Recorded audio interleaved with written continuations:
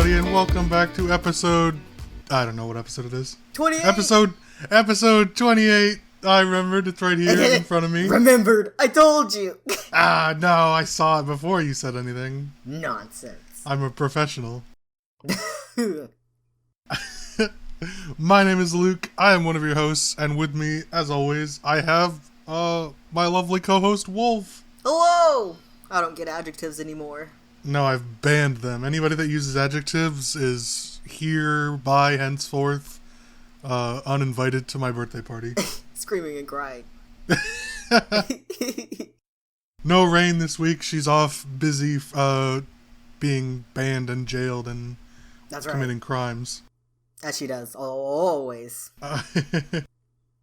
Last week, we did sort of a recap episode about what we've been up to, but also did quite the rant about Netflix. Couldn't be held back. That was not planned. It just happened. It spilled out. And that was fun. This week, we're diving back right in to Five Nights at Freddy's Fanverse drama, and Wolf has compiled quite a list of drama and details for everybody. Indeed. Initially, I was only going to do recent drama, but now that it's got its own episode, I might as well cover it all. Yeah, it's expanded. There's too much. We had to devote a whole episode to it. That's right. And after the drama, we're going to be bringing back an old favorite, Reddit's Hypothetical. Got a spicy new question for you. Can't wait. Oh, yeah. And then, as always, wrapping up the episode with a question of the week from Rain, who fortunately wrote it down ahead of time because she's not here. Voiced by All right. I. That's unfortunately. All right, well, why don't you take us away with the Fanverse drama for Five Nights at Freddy's? Let me open up my notes. I'll just start talking. Feel free to hop in and whenever you got something to say. I got it.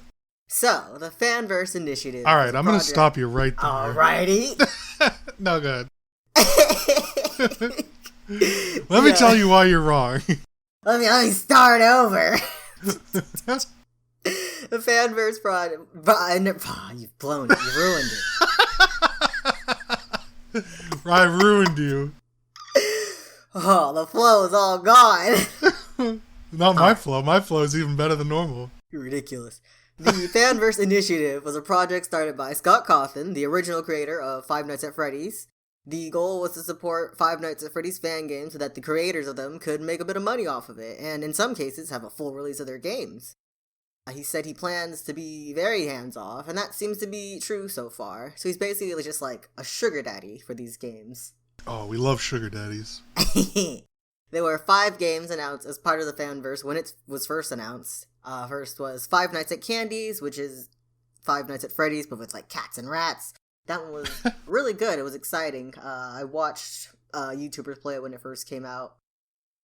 Then there's The Joy of Creation.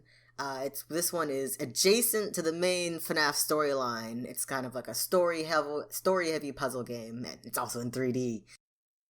Now that one was also very good. Then there's Pop Goes, which takes the idea of FNAF and turns it into an RPG, but with like their own original characters.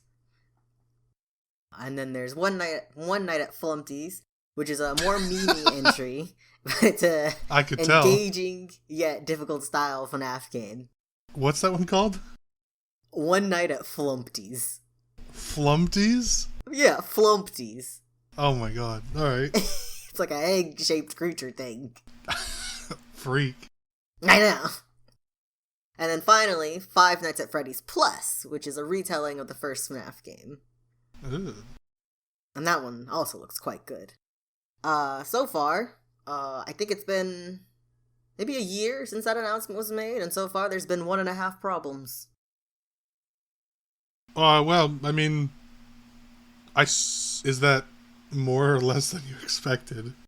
Probably less than I expected. I was gonna say that's not that bad, a year and a half and only 1.5 problems, but yeah.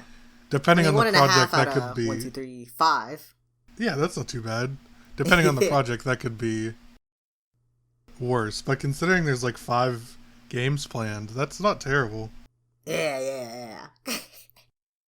I'll start with the half, which is the half problem, which was Five Nights at Freddy's Plus.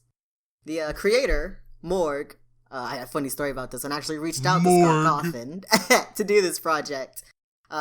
Morg had released one project called FNAF OS, which was basically just him trying to learn how to use an engine by recreating FNAF 2. Okay. And of course Scott took it down because it was a one-to-one recreation of his game. Yeah, I would imagine.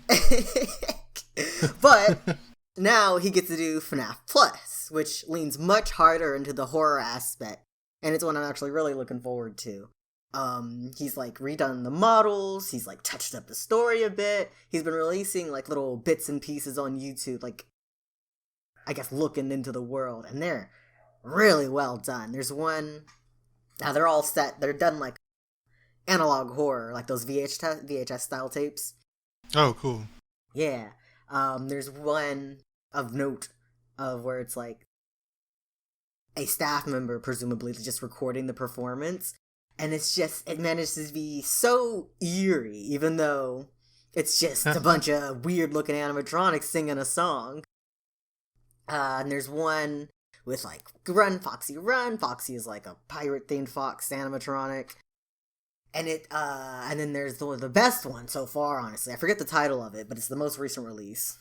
I released teaser video where it has like a little kid who like sneaks into the pizzeria and he's like a ghost hunter effectively. And he's trying to investigate the ghost stories about the FNAF. It's Scooby-Doo. Location. Exactly. Ghost Scooby-Doo. It's just him and he's the worst ghost hunter ever, apparently. There's like red flags for miles and he's not seeing them. It's like that that old Arthur meme. It's like, this sign won't stop me, I can't read. Exactly. He's like recording the animatronic and they're not supposed to be moving and they're just slowly turning to look at him. He's like, that's fine. Big deal. That's exactly what's supposed to be happening right now. And at the end is like peak FNAF horror as the child runs into like the security room and like the, I guess, theme song of the pizza place starts playing. And of course it's like a normal song that exists, but it starts looping on certain words and phrases like the ghost box. You know what that is? No. It's like basically like a radio type thingy. And when you turn it on, it like flips through like every radio station possible. And the idea is that if you get like, it's like impossible that things would loop in a certain way, like make actual words. So the idea is that if it makes words, that it's very likely a ghost, especially if it then repeats those words. Oh. Yeah.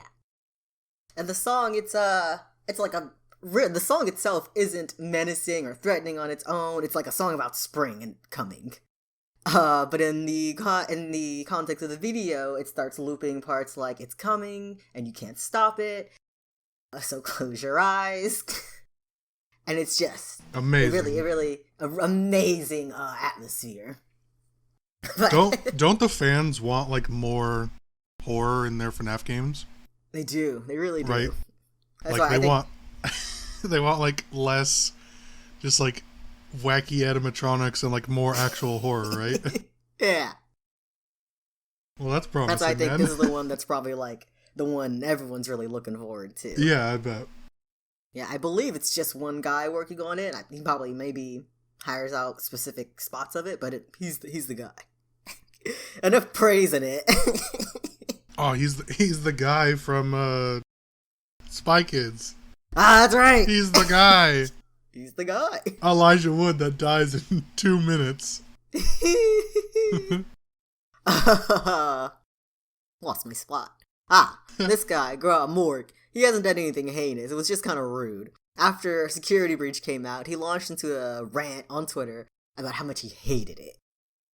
As far as we know, there was no adverse action taken against him, and FNAF Plus is still full steam ahead. It's just like, kind of out of nowhere, kind of a little bit of bite in the hand that's feeding you. To be like, this is shit, check out my game. Yeah, just shit all over the main line, but by the way, check out mine. It's even better. Classic. Yeah.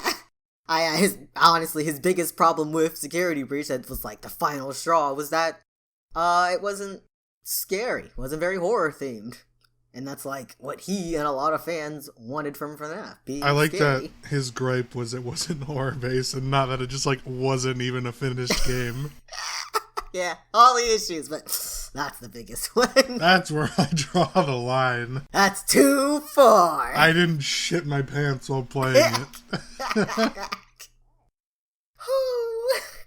But yeah, that was the half. Nothing huge. Nothing world-breaking. Nothing huge. I thought it was just kind of funny. Yeah, very, very interesting at least. But the next one, the full one the big one. Was with One Night at Flumpty's. It is the only Fanverse project that's been released so far. And it was created by a guy that goes by Jonachrome. And what went wrong? The creator is a pedophile. Oh. Yep, shortly after. Yep, the huge one. Shortly after its official Fanverse release, someone released a messages from a group chat from where he admitted to being in a relationship with a 14-year-old girl. How old is this guy, do we know? He's like in his 30s. Oh, yikes. Yeah, he claims that the relationship was non-sexual, but it was still a romantic relationship. Yeah, as if it mattered. Alright. Even if it wasn't sexual then, he definitely was just waiting. Yeah. Yeah, exactly. He's biding his time. Yeah. He apparently went to seek help, and had made like a big announcement post that he was leaving the internet, and he has not returned since, as far as anyone knows. So, Rocky start. So he recently left. A few months ago, I think. Sure, yeah. Happened. Yeah, but very recently. Right. When it was revealed to the world. Oh, yeah, and it happened like quite a while ago because the lady, she's now an adult. Oh, okay. So the relationship was a while ago. Yeah. Yeah, so he's even older now. Yeah.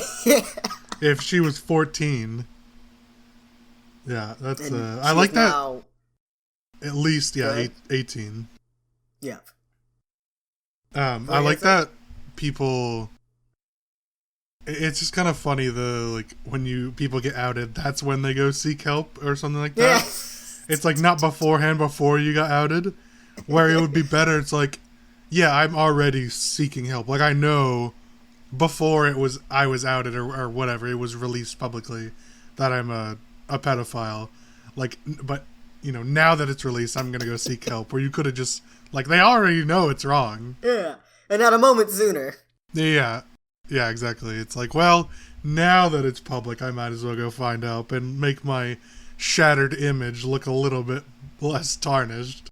That's right. When I come back, you guys will be so proud of me. Once I'm done with that, there will be no problems. Yeah. Well, erase it from the records. Yeah. Never happened. Oh yeah, Rocky start. One creator tainting the brand, to say the least, and the other telling the brand to go fuck itself. But there's more.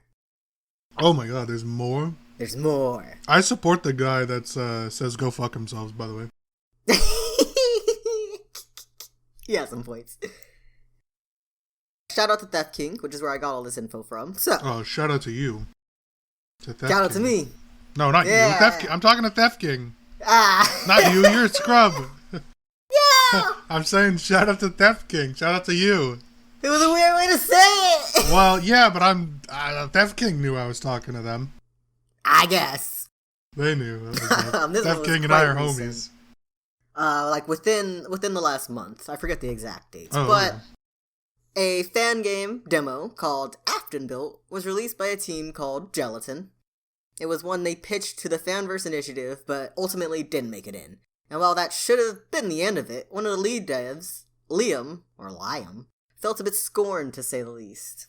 Oh no. Let me scroll. Liam Hemsworth? Maybe. Probably not. Wonder what that Hemsworth is up to. Nothing. Staring at pictures of his brothers with all the cash that they have. Can you even be jealous in that situation? You're thriving. Is he? I mean, he gets the muns. How does It's not he like get the Chris funds? became famous. I mean, it's like by proxy. It's not like Chris became famous and then went, go fuck yourself to everyone he knew. I'm sure they Oh, sure. Yeah, I mean, they're still cool brothers, stuff. right? Yeah. Yeah, like... A lot of actors, like, buy their family members' houses since they got Yeah. the extra money. Yeah, that's true. And it's not like he's completely unfamous. He's been in stuff. He's been in stuff. I know. I mean, it's not like his brother has, but he's not Thor. But is Chris Hemsworth Thor? No, that's somebody else, right? He's Thor, isn't he? I mean, you're asking the wrong person about who. I know. I know. I should be the one to know this. He's Australian. Yeah, he's Thor. Yeah. Okay. He's the one. Okay. Right. Of course he's Australian. What do you mean? What do you mean? What do I mean? Do you think he was sound American? Australian? Do you think he was American? Yes. Oh no. I mean, I haven't seen him outside of the Thor character, so. Oh well. I've He's never definitely heard not the, American as accent. Thor. What do you mean? First of all, he plays a Norse god. Yeah.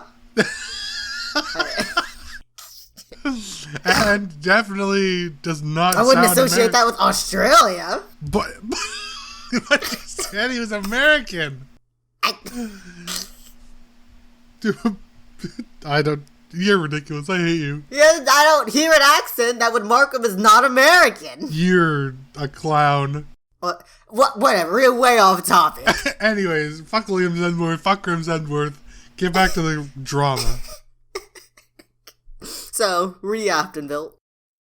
Liam, was one of the pretty much lead devs on the project, and he decided to air his grievances out in public, which we later found out he broke his NDA by doing so, which is a pretty big deal, and he did all of this without even telling anyone on his team that he was going to.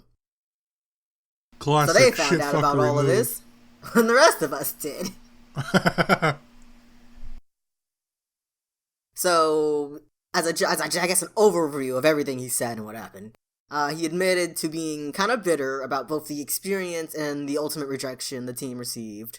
When the team initially pitched the idea to Scott, they weren't let into the Fanverse, but were given money to help develop the idea so that it could be pitched again. Not bad. When Scott said he was going to be hands-off regarding the Fanverse, he meant it, but perhaps maybe he was too hands-off, as he was apparently very hard to get in contact with, often taking weeks or months to respond to emails. Which, to be fair, he's one guy suddenly managing a bunch of projects. Yeah, it seemed that eventually the Click team, who was like, I guess the studio, I don't know what I think they're a developer actually, not a studio. Their Click team took over the management of the Fanverse. And they were apparently much more responsive, which, not surprising, they clearly have the resources to be more responsive. Yeah, versus just one guy. Yeah. And after about a year of development, they pitched it again, and Click Team / Scott still weren't really on board. So, and let's talk about why. Wait, is overall, this Click management or something else? Click Team is the developer. Okay, so is a developer. Right, so different than the Click management. Okay. And then Stillwool is the studio, and Scott is I don't know what he is. Would he be like a CEO? Is that what they call it in the game world? Yeah, basically, he's like the owner. He's the owner, basically. Yeah, owner. If he's basically just an indie artist, right? So. Yeah. So he would just be the owner of the IP of the intellectual property. So he's not. If he's not really like head of a company, he's definitely not CEO. But yeah, he's just the owner of the IP. Alright, got it. Yeah. In terms of the rejection, Liam claimed that the Fanverse initiative was effectively just a cash grab, a way for Scott to reap the benefits of merchandisable characters without investing too much money himself. Which, I think that's a really unfair claim, honestly. Yeah. Like, one of the, suggestions Scott gave early on was to, they wanted to see more originality, maybe some new characters, new designs, something. Something fresh. Yeah, fresh. Baja Fresh. Baja Fresh. Never had that. Me neither. many of the approved fan games out there, Fanverse games, don't even really have merch at all. I mean, the main story, the main line doesn't really have that much merch, considering the massive roster of like character designs they have. So not only is it like not a fair claim, it's not even like true in practice. one of the fan games, FNAF Plus, isn't getting merch at all. Oh no. Or more, because I mean, it's just, I think he just didn't want it, the developer. But yeah, Liam also went ahead and shared the reasons that Scott/Click Team gave for the rejection, multiple rejections. One criticism is that they wanted to see more originality, like I was saying before. And I think I'll go into it more deep later, since those are my more personal, subjective thoughts. But they wanted to see more originality in the story, the character designs, and just overall. And then another problem, which was probably just the main problem, was the scope. Specifically, the AI. The game... Did I skip over the part where I described what the game is? A little bit. All over the place. Well, let me rewind and tell you what the game is. Add that part in. Afterbuilt is set directly after FNAF 3, when the haunted house attraction is burning down, and you play as a mechanic who is trying to rebuild Springtrap, who is William Afton. It's the suit William Afton got trapped inside, and now his ghost is haunting it. And you are helping him for some reason. And to do this, you're traveling across the country to other abandoned Fazbear Entertainment projects to salvage parts and Remnant from the animatronics that were left there. Remnant is... It is ghost goo that it's the scientific quotes, because you're on a podcast and can't see me, scientific like explanation for why everything in FNAF happens, why the ghosts possess these suits, etc., etc.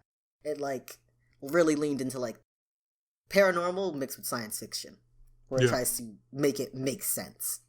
So it's the bandage that everybody uses to like make their shit make sense. Yeah, which is funny because we're already in the paranormal genre. You could have just left it at they're ghosts and they possess the suits. Yeah, it's not like that would be much of a stretch, especially when you consider all the other shit that's in FNAF. I think everyone could have suspended their disbelief for that and been happy. Yeah. But no. We've got Remnant, we got Fazgoo, we got everything. All the other bullshit. Yeah, you travel across the country to get the remnants and pieces of animatronics that are left.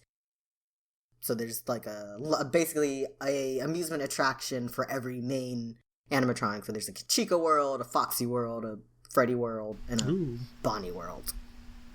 And it sounds like fun, and the fans seem to think so as well. I personally didn't really like it, but I'll get more into that towards the end. So, back into the drama and the NDA violating details. Oh, give it to me.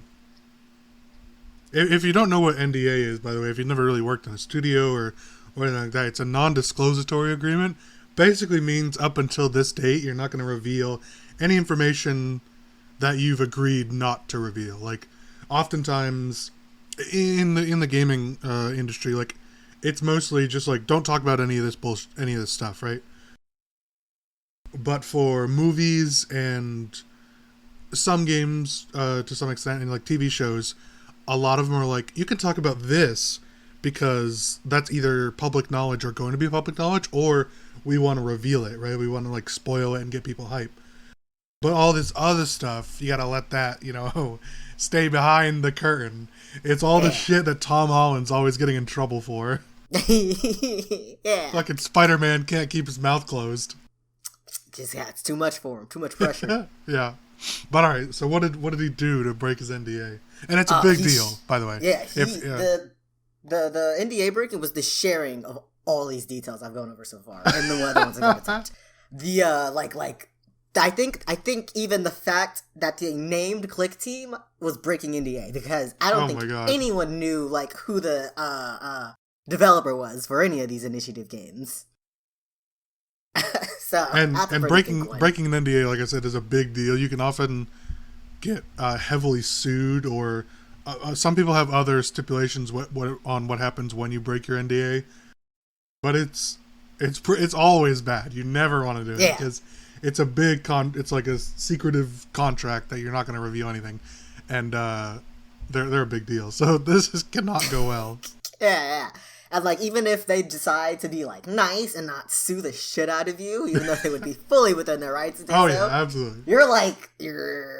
Everyone knows now that you can't be trusted. Yeah, you often, I mean, it's a little, I think Tom Holland's pretty lucky. Yeah, but, that they leaned into it. Yeah, it's often, you don't get to work on NDA-covered projects again. Yeah.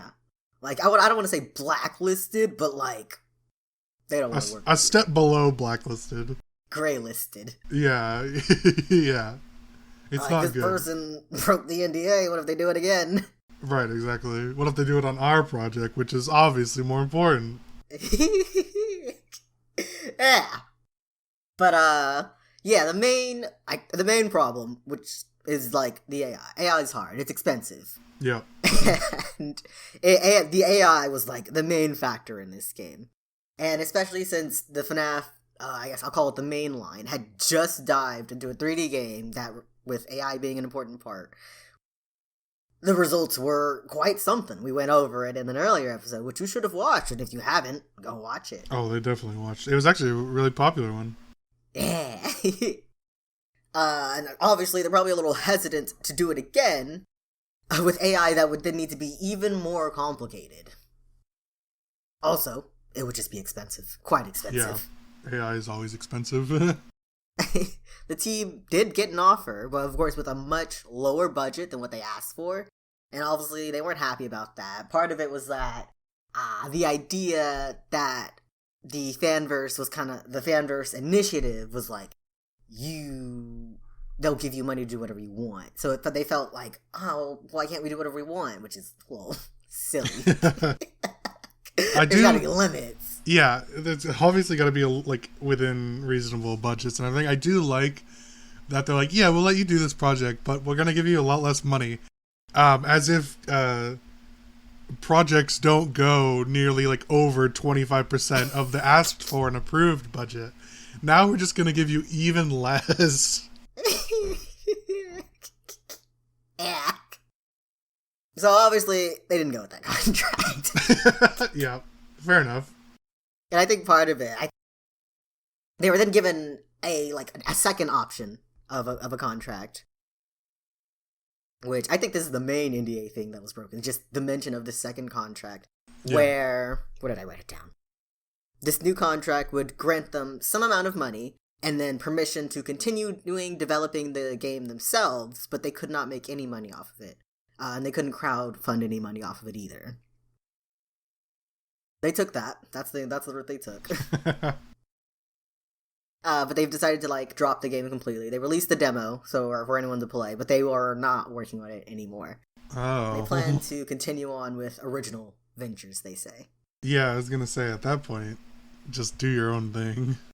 Yeah. Interesting. Yeah. And it's a lot of stuff going on in the Fanverse. Indeed. And I think that this specific project was it was probably slated to fail from the beginning. Just I guess the approach. The Fanverse initiative, it is effectively a grant. Right. And to start a project with but your only funding really is this grant that you're not guaranteed. It's kind of not a great idea. Yeah. Imagine you're doing your doctorate and you're like, I'm gonna start this research, and then you start the research and you're like, I'm running out of money, and then getting mad that the grant people didn't go with you. Yeah, right. Or they won't give you more. Yeah. It's go ahead. It's I'm only 25% of the way through my research, but I've blown through my entire grant. And there's no proof. I have no proof that this will lead to anything significant. But I'm asking for more. I'm once again asking for more money. I require double the months. And of course, I can't speak for the whole team because they didn't break their NDAs. But I think Liam is being a little unreasonable. Like, yes, he's entitled to his feelings, but you're not entitled to lash out at everyone else about your feelings. Oh, yeah. And, like, it is a huge project, and you're asking for a lot. Yeah. To, like, fund it and to put risk into it, and even worse, they agree to, like, just throw all the money at the AI, and then it still doesn't work. Yeah. So then you've got to scrap a game you've just poured, like, $1 million into. Yeah. Conservatively, $1 million. Yeah. Like, lowballing. One of my favorite things about just, like, learning more about FNAF and its, like, fan base and everything is it's really funny how deep the fan base runs and, like, how much people like the game, like, how large the community seems to be, but how half-assed every single project seems to be. It's like anybody on a FNAF project is like, what are the bare minimum requirements that we could do to get a game out? That's what it always seems like. First 3, quite solid. Then they gave up. But then we started going off the rails. Then he knew he had something popular, right? And now he's like, well, people like it so much, I could just release just like a turd and they would eat it up. They'll just love it, whatever it is. That doesn't matter. It actually did happen with, there's one I've never spoken about because it's kind of been erased from the record. It's called FNAF World. Okay. And it was like a RPG style FNAF game that was like supposed to be canon. Scott made it. And it was bad. It does not sound good. It was released very soon after, I think the 3rd one. And it was not well received. And he was like, I think he fixed some parts of it, but then he was like, okay, guys, I made a mistake. Kind of fucked up on that one. I flew too close to the sun. Does FNAF get produced, or is it under a famous developer, or like a producer or anything, or is it just like his own name and everything? Yeah, just his own name. Just his own name. It's funny that if he worked, or if he like pitched to bigger like AAA studios, how hugely successful this game could be. Not that it isn't already, but like all these ideas could actually one day be successful if he didn't work in the manner that he does. And I'm not saying like, indie companies definitely don't need to join AAA or anything like that, or even just other companies. They're like encouraged to work alone and everything. Yeah. But all these projects just seem like after the 3rd one just seems like they always fail, or there's always problems. Yeah. With the first 3, quite solid. It could have been a complete story, but of course people complain. It was like, okay, I'll do another and wrap it up how you guys think. And then like the ending of 4, the 4th FNAF is what threw us off the rails because it was clearly leading towards like it was all a dream. Oh God! But then when people got a whiff of that, they were livid. So he never confirmed it, and then he had to work around this. He had to like leave the set idea he had. The amount of like people that ever suggest like any deep storyline is like it all ended up being a dream. That whole shit is god awful. There was it was a fan, it wasn't even a theory really, but it was like a proposed ending to Harry Potter. Mm-hmm. And it was like at the very end of the last book or movie, it should have ended with, and then Harry woke up underneath the stairs under Privet Drive, like how the movie starts. Yeah. And it's like, why would anybody want that? That's so garbage. It means everything. It means nothing matters. Like we're wasting my time for 9 books. Exactly. It means the entire storyline was a complete and utter waste. Like even if same for like if he went along with this for his fourth one and said, yeah, it was all a dream. It's like that entire game is now completely pointless. Yeah. Because none of it matters. It adds nothing. Yeah, exactly. Any experience that you had is now longer just like, it's just void. It's completely irrelevant. Like, imagine not trusting the material you've put out, that you've like, oh, they're not gonna like it. It's not believable enough. So I just gotta end it in a dream. Yeah, like, I think people think of that as like a safety ending, and it just that's not how it works out. Fans do not accept that. I would have raised hell if that's how Harry Potter ended. We've gone off topic. We did a little bit, but we always do. What do you mean? True. You started talking about Liam Hemsworth for 10 minutes. He'll appreciate it. I'm sure he watches. He'll appreciate it. He's the person watching it on his Echo. What else is he doing? He's got nothing. Fair enough. Fair enough. In between his brother's movies, he's got to watch something. I guess I'll wrap things up with my thoughts on Afton Belt. Yeah. Yeah, I downloaded it, and I also watched Matt Pat play it on GT Live. And yeah, I wasn't really into it. Like, yeah, the idea sounds great. You get to see like all the different franchises that have implied to exist in the like mainline lore, and you actually get to witness them or a piece of them since they failed, so they're just like decrepit and abandoned.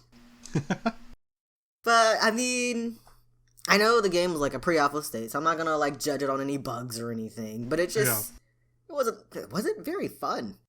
I think, and they spent like I'm not trying to insult the developers or anything. They put 2 years of effort into this, and their efforts are still worth something, even if I didn't like it. Yeah. No, yeah. I mean, anybody giving their opinion is like totally entitled to it. You know, like it's like what we said about Turning Red. Yeah. Like that guy could have just said, you know, it wasn't for me. Not that it had to be. You know. Yeah. It's like, you know, I will say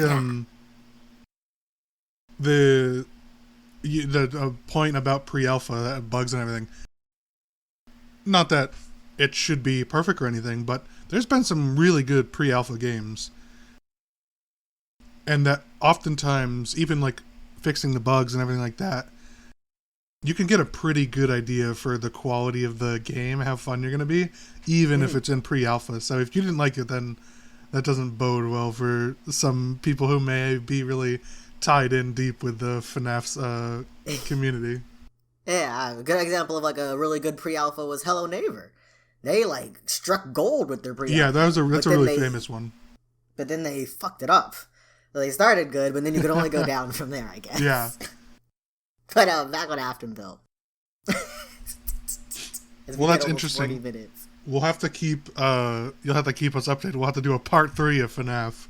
No, it's the last bit. Oh, there is. Oh, we're not done. Okay. Yeah. I was like, I was gonna do it why I didn't like it. Oh, okay. Go ahead.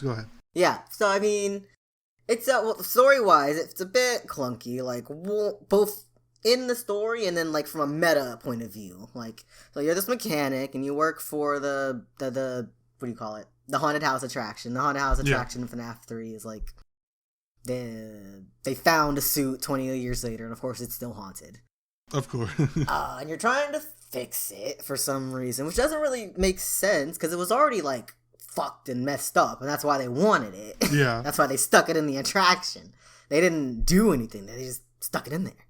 And it wasn't that damaged by the fire, canonically. But anyways, and so you're trying to fix it. And like let's put ourselves in the shoes. You got this robot, and suddenly it comes to life and starts talking to you, and it says it's the ghost of William Afton, the old owner of the animatronics. And it's like, and you're like, okay, I guess that's weird, but continue. And he's like, I need you to help rebuild me. I need you to go all across the country for free and collect all these robot parts and Remnant. And you're like, what the fuck is Remnant? He's like, don't worry about it.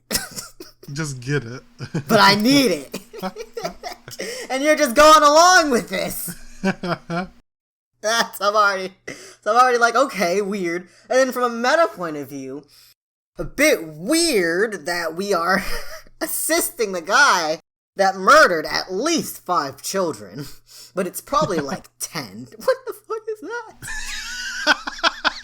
I googled William Afton again, and that's what came up. Why is that? We gotta put that.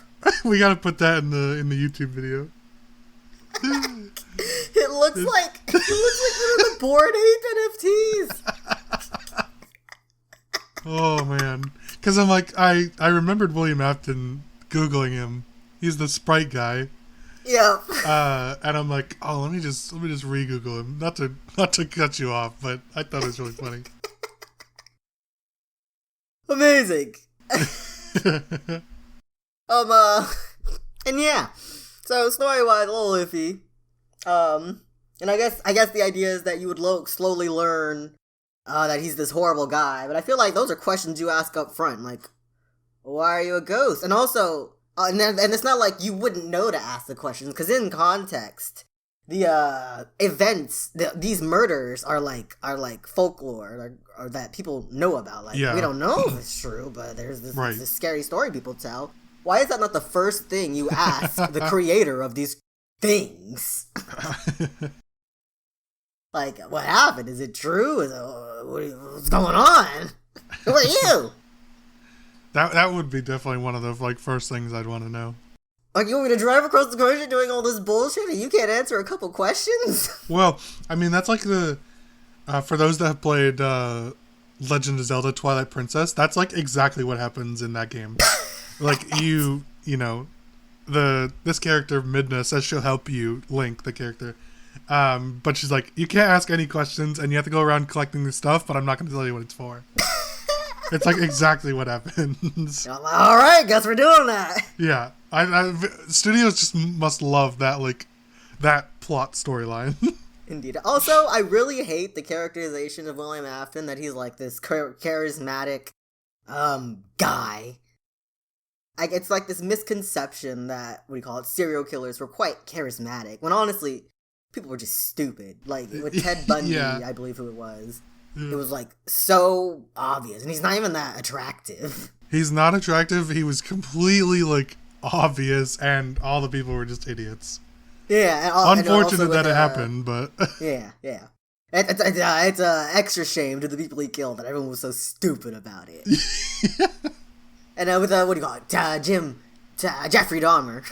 Oh, yeah, Jeffrey Dahmer, the people bomber. He's so charismatic and cool. No, he was just very benefiting from homophobia and racism. Like when the police brought back the guy he kidnapped after he, like, managed to escape. Yeah. Well, at least Jeffrey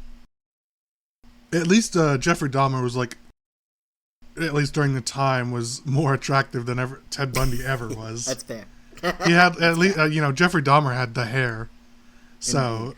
Back to William Afton. Listen, it wouldn't be an episode of You're Ridiculous if we didn't go on, like, 3 or 4 tangents. Oh, damn it. Even that William Afton, he was not some calculated serial killer, and that never, ever comes across in any of the games. He's some freak who wanted to kill children and was very bad at it, because one, he hid all the bodies at his line of work, at his job where he worked every day. So, I mean, it wouldn't be hard to connect the dots, but also, he made the animatronics!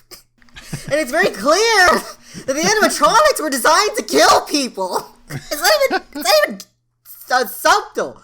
You look at the specs, and you open up the robots, and it's like, why is there a fucking blender inside this robot? A child-sized blender. But no, some people depict him as, like, cool guy, as if he's not just some fucking psycho idiot who accidentally stumbled across immortality. But yeah, and then gameplay-wise, it just wasn't very fun. It's very dense, very overcomplicated, and I know it's still pre-alpha, but 2 years into the pre-alpha, and you haven't got the tutorial down, and the first 40 minutes of the game down and fun. Yeah. I don't think giving it more money would improve it. That's fair, yeah. Like, it wasn't even, like, the starter, it wasn't the AI that made it not fun. The AI was decent enough. It was just kind of contrived and overcomplicated. Like, you get all these different ways to trap the animatronic, and you like have to set it up and then lead it into the trap so you can beat its ass real quick and steal its parts and suck the remnant out. And it's just, I thought it was kind of lame. Yeah. At some point, the project's just like a big money sink. Like, you're going to reach diminishing returns on the money that you put into it. Indeed. And then, they had, like, collectibles hidden around the map, but it's sand. You gotta make the what do you call it? The game of tag itself was not fun, and if that part wasn't fun after 2 years, it wasn't going to be after 2 more years. Yeah, adding collectibles isn't going to help with that. Yeah, that's the Fanverse initiative drama. Interesting. Well, yeah, we'll have to stay updated on that. Indeed. See if to be more. I bet there always is. There's always more drama. We're gonna release this, and then something huge is gonna happen. Oh, absolutely. It'll have to be like 3 episodes later. We gotta cover even more of it. I just can't wait for like 2 years from now when we get to do Fortnite lore season or episode 2. Oh yeah. We can cover all the more lore. It'll be over by then. It will be on like FNAF episode 5. Let us know if you're excited, if you played the pre-alpha demo, if you like it, what your thoughts are on Twitter, Instagram, YouTube comments, anything. Yeah. DM us on Twitter. Well, don't DM me, but tweet at me. I suppose you could DM me, but... Did you like Aftonville? Tell me why, because I don't understand the appeal. Yeah. But, moving on from FNAF Fanverse drama, we have another Reddit's hypothetical. If you're not familiar with that, it's where me, Lucas, Wasp, whatever, me. Lucas Wasp. Please, just Lucas. Wasp was my father. Go on to Reddit and find random hypothetical questions that people ask other users, and most of them are pretty funny. We've done several in the past, and I found another good one this time. This one's less funny. This one's more serious, but it's still a good one. So, this is a question by Enshu, user Enshu. It is, you find a book and begin to read only to discover that it's your life. You get to the point where you are now. Do you turn the page knowing that you will not be able to change the events to come? Deep question. It is. It's a very deep question, which is normally we go for, or I try to find funny ones, you know. But I thought this was interesting and pretty thought-provoking and could lead to some funny stuff. So we'll see. I guess, do you want to take the first whack at it? Sure. Funnily, overall, if I found a book of my life, or I started reading a book, I was like, if this is my life, I probably wouldn't continue reading it. I've It's open to a random page. Oh no, cringe. Yeah, not a life I want to relive. But assuming I did continue reading through it, for I guess curiosity's sake, maybe I skip forward. Okay. So fair enough. You could like just find. You don't have to read all the previous shit. You could just like open the book, find the page where you're like right as you find the book going forward. Indeed, I wouldn't read till the end. I think I'd read like a couple pages when I hit the present, maybe like 2 or 3 pages. And if if it ends within those 2 to 3 pages, unfortunate. But, yeah, you got like three paragraphs left. Like I turn the page, like I'll just read one more page, and there's the end. Yeah. But yeah, I wouldn't want to know the end. I wouldn't know too far. Wouldn't want to know too deep into it. I don't mind that the events won't change, because I mean they wouldn't have changed anyways if I hadn't known. Sure. And I think the warning would let me prepare for it mentally if it's bad. So, I have a question, and it might contradict slightly the question by Enshu that we're asking about. If you... Okay, so the book is in front of you, right? Yeah. Do you think they would change if you don't open it versus opening it? Or do you think that's predictive of the book existing. I think it's predictive. What's written is written, even if I didn't read it. So you're saying, I guess a different way to phrase it is, do you think the book already knows whether you're going to open it or not? Or, like, if you open it, does that then change what's written in the book? And now, this isn't saying we're changing it, so it says knowing that you will not be able to change the events to come. But it's more about a question, like, of, I guess, fate and predictive future events and everything like that. I don't think whether the book knows or not if I'm gonna open it would has any weight. I think it's more that the book has written what was the fate, essentially. Sure. And whether or not I look, it wouldn't change the contents of the book, because either I don't know what's happening and I go forward in life doing things as I would, and it would lead to the results in the book, or I read it, I know, and I cannot change it according to the rules of the scenario. So.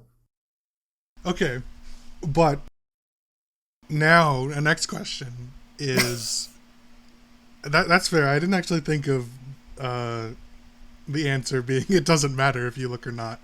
However, do you think now, if you read let's say you read like 3 pages, right? Do you think reading those 3 pages will alter events to come that you didn't control? On a macro level, no, but maybe on a micro level. Sure. That's kind of what I was thinking too. Say, the next event in the book is I go outside and I trip and fall in a puddle. Yeah. My reaction to others, either there or to myself, might be more severe, knowing that I knew it was gonna happen and then it fucking happened, and then I'm double upset about it, or it happens and it happens. Sure. And it's like maybe my reaction, my individual reaction, like maybe I fall in the puddle, and knowing it, maybe I'm not as mad and I don't lash out at whoever's there. Right. But then the next event is still gonna happen regardless. Right. I think I have a hard time answering this question, because first of all, I guess I'll cycle back to this. I don't think I would open it. Ooh.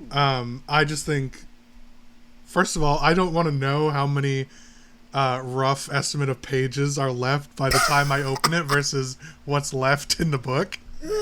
Like you said, if I open it and there's like 3 pages left, well, that's fucking boring. Yeah. Maybe it's just one event, and then you are very successful, and then nothing of note happens. But then that's also boring. 30 years later, right? That's also boring. True. So I don't think I would open it for one, but hypothetically, if I did, I don't think this. I think this book would have to be somewhat omniscient and somewhat alive and predictive to quite a bit, because there's no way if a character somehow read 30 pages, right, of this is what's going to happen, there's no way that having that knowledge doesn't change how things play out, even if it's subconscious. Like, if I'm not actively making those changes, I think it's near impossible that those 30 events or 30 pages, like if you have one event per page, continue in that trajectory based on how they're written, because you know them. Like, I think that's not possible. It's funny. It's really funny. I've thought about this topic a lot, because I'm in the midst of like writing a story in which the character can effectively see the future, and it's like they're fighting against fate/destiny, because they know the events that are coming and they're trying to change them, but then they ultimately loop back around to happening as things were written. Yeah. So there's this actually it's a quote from Kung Fu Panda. It's like one often meets their destiny on the road trying to avoid it. Ah! And it's the trope in Star Wars as well. Like Anakin, for those that remember or don't know, wanted to save his wife from dying and in the process killed his wife. Shit. So like you could take all the steps to avoid what you're trying to avoid. If it's gonna happen, it's gonna happen, right? Indeed, If you believe in fate and all that thing, or even like in a game or whatever, it's gonna happen. So I think it's really interesting. What's that? Funny how time works. Yeah. So I don't know. And then you get into like the spiritual aspects of it, like who's controlling this? Right. What if some things have to happen? There's like a bit of a. I'm pretty sure I would just like say, tell the book to go fuck off and just not read it. I don't want to know. If someone offered me like right now, like the ability to know the exact time of my death, I wouldn't want to know. I wouldn't want to know that either. No. I wouldn't want to know when. I wouldn't want to know where, how. I don't want to know any of it. None. Because if I find out like this bitch tells me, yes, there's an orange involved in your death, you can bet your ass that I'm never going near another orange again. And then one will just find you somewhere along the way. It's just like at work one day and an orange rolls towards me. Oh no. And everyone thinks you're a freak because you're afraid of oranges. Yeah. Let us know what you all think. Would you open the book? Would you read it? How much would you read? Do you think any of the questions that I asked are relevant? Do you think it matters? It could not. Modify it? Yeah. Is the book sentient? Is it omniscient? I guess it wouldn't be sentient. It'd be omniscient, but. Yeah, would you modify it? Would you read it? Are you the freak that reads the whole book? That's a real freak. What if reading the book is what kills you? Because now you know exactly how you're dying, and you can't avoid it. I'm reading the book, and I'm like, and then the book turns on the wolf and just snaps their fucking neck.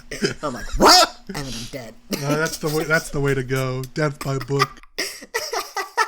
Well, let us know. Comments, YouTube, Instagram comments, all the comments, Twitter, everything.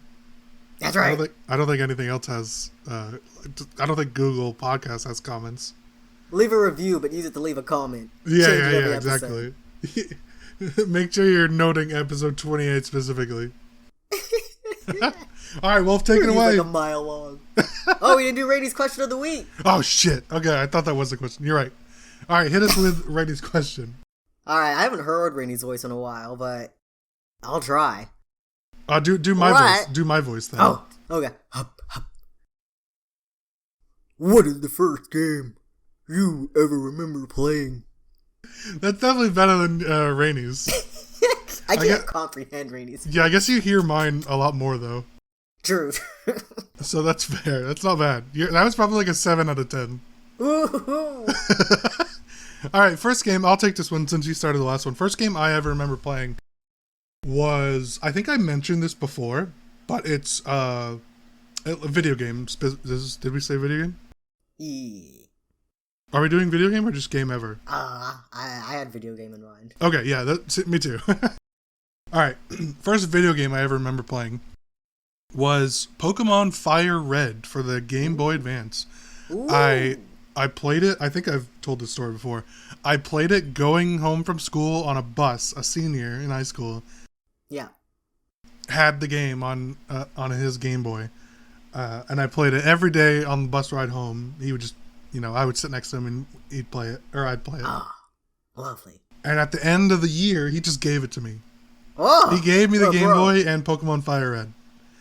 He was graduating, didn't want the game anymore, which is why I always played it, and just gave it to me, just handed it to me. I still have the game. I don't have the Game Boy Advance, but I still have the Pokemon cartridge. Passed it on to you, like a legacy. Yeah. Well, I passed it on to somebody.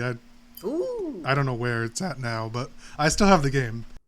And that's very cool. So I'm a big fan of that. That's what got me into Pokemon as a fan. mostly a casual fan for all you freaks.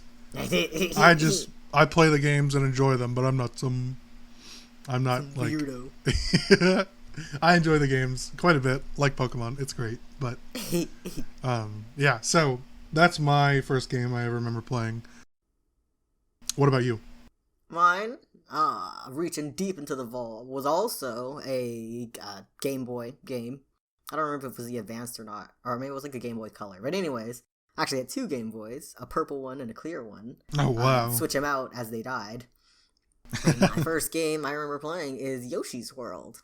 Ooh. Or Yoshi's Island. Yoshi's Island, yeah. Where you got baby Mario.